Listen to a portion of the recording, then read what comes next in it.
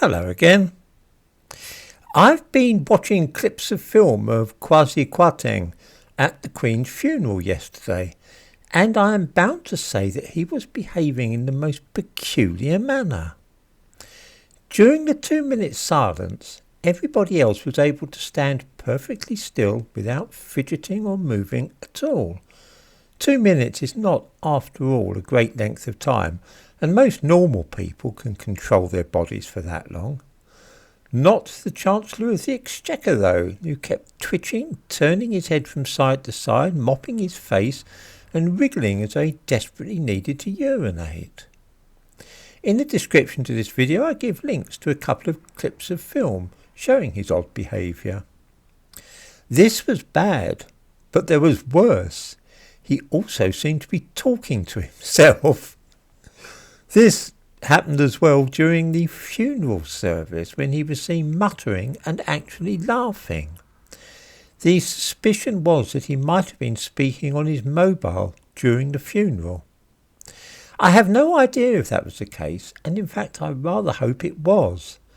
I say this because I've come across quite a number of people whose family origins lie in West Africa and who are prone to talking to themselves and behaving in an eccentric fashion. Speaking on the telephone would be frightfully rude and show a complete disregard for all normal rules of society, of course, but that would be better than thinking that the man in charge of the nation's finances has a mental health problem. What made the whole episode even more embarrassing was that Kwarteng was in a section which was full of white people who knew how to conduct themselves appropriately during the funeral of the monarch. Watching those clips of film shows us a lot of white people standing stock still and with sober expressions on their faces, and a black man fidgeting and wriggling about uncontrollably, turning around constantly as though he's afraid of missing something. My own guess is that this is a cultural problem, and that the Chancellor might perhaps not have attended a solemn service in an Anglican church before.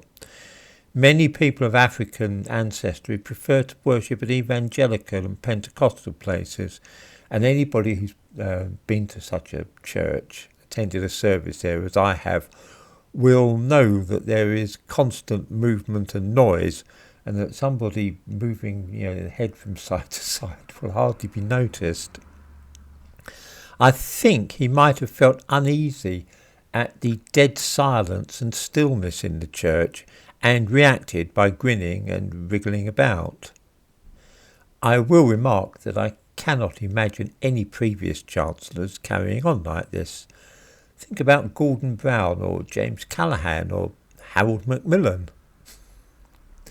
They knew how to comport themselves in a sacred edifice. Rishi Sunak was another recent Chancellor who didn't seem to get the conventions of the office. He was photographed at the Treasury wearing, of all unlikely things, mules or sandals on his feet and dressed in a sweatshirt. I wonder when the rot set in and we wound up with Chancellors of the Exchequer who had difficulty understanding the dignity and gravity of the position.